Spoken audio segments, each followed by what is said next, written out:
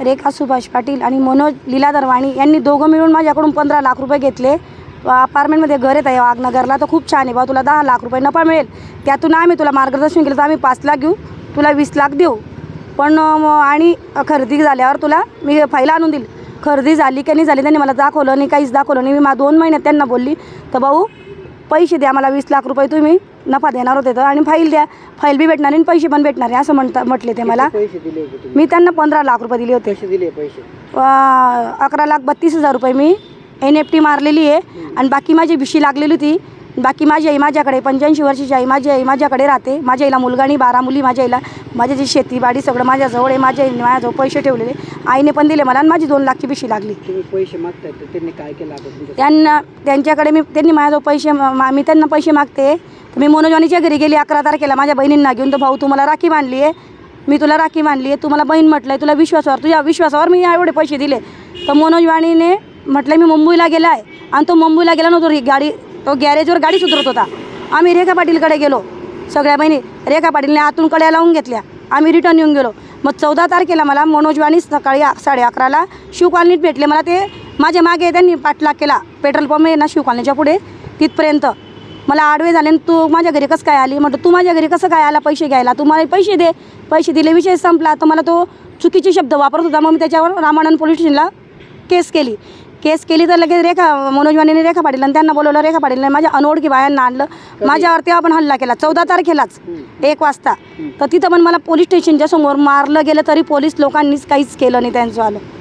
त्याच्यानंतर काय झालं? त्यानंतर दुसऱ्या दिवशी 15 तारखेला रेखा पाटील 11:30 ते 12 सुमारास, रेखा पाटील ही संयोजिका आहे, उत्तर महाराष्ट्राची महिला अध्यक्ष संयोजिका आहे, BJPला काम करते, आणि वारंवार गिरीश महाजन मंत्री महोदयांच्या मला धमक्या देते। माझे भाऊ LCBला आहेत, यू आहेत, पोलीस लोकांचे माझे खूप चांगले कॉन्टॅक्ट आहेत, मी पैशांनी दबून टाकेल, मी काही करू शकेल, तुला मरणं जेव्हा माझ्या हाताने, आणि मला मर्डर करायची धमकी दिलेली। आज तुम्ही बाईट घेताय ना, आज पण नगरपालिकेजवळ त्यांनी मला अडवलेलं आहे।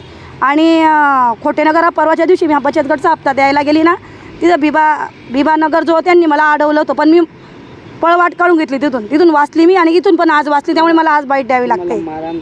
मला मारहाण झालेली आहे, मी रामानंद पोलीस स्टेशनला तक्रार दिलेली आहे। तुमची मागणी काय असणार आहे? तुम्हाला पैसे परत मिळाले? मला पैसे परत मिळाले, माझा विषय संपला, पैसे नाही परत पडले, मी परत तुम्ही माझा बाईट घ्याल तेव्हा तुम्हाला सांगेल मला पुढे काय करायचं आहे। नेमकं आता तुमचे पैसे प्राप्त नाही झाले तर पुढचं पाऊल काय असेल? मी आत्मदहन करेल ना माझं आलं, BJPच्या नावाने, ती BJPचं नाव सांगते ना, मी BJPला आहे, मी छावा संघटनेला अध्यक्ष आहे, मी असं आहे, माझ्याकडे बाया आहे, मी मर्डर करेल, आणि मी माझ्याकडे विषारी काहीतरी पदार्थ आहेत माझ्याकडे, ते तुला स्प्रे करेल मी। कोण बोलते असं? रेखा पाटील बोलते ना मला। ती घटना घडलेली, तुम्ही प्लॉट विकत घेण्याचे पैसे दिलेले, नेमकं कोणाला पैसे दिले, काय व्यवहार झाले, आणि कोण कोण याच्यामध्ये सहभागी आहे? मनोज वाणी आणि रेखा पाटीलने मला प्लॉटचं आम्ही दाखवली, तर हे 15 लाखचा अपार्टमेंटमध्ये प्लॉट आहे, तो इथं वाघनगरला अपार्टमेंटमध्ये प्लॉट होता तो, ती म्हणे 15 लाखाचा आपल्याला मिळतो आहे, पण तो 25 लाख किंमत आहे, त्याचा व्यवहार आहे आमचा झालेला आहे, आम्हाला टोकन मिळालेलं आहे, 25 लाख रुपये येणार आहे, 2 महिन्यात तुला 15 लाखचे 25 लाख रुपये आम्ही मिळवून देऊ, त्यातून आम्ही 5 लाख घेऊ, तू 5 लाख रुपये तू नफा घेऊन घेजो। मी ताईला सांगितलं माझ्याकडे पैसे नाही, तर ताईला माहिती होतं माझं नातेवाईक वगैरे व्यवस्थित आहे, गल्लीत माझं खूप चांगलं वर्चस्व आहे, मागचं बॅकग्राऊंड चांगलं आहे, मागचं माझ्या नातेवाईकांकडे रेखा सुभाष पाटील आणि मनोज वाणी हे माझ्यासोबत घेऊन पण गेले, त्यांनी सगळं माझं बघितलं, तर त्यांनी मला प्रवृत्त केलं, तू माग बुवा तर नफा भेटून जाईल, 2 महिन्यात तुला कोण 5 लाख देणार आहे।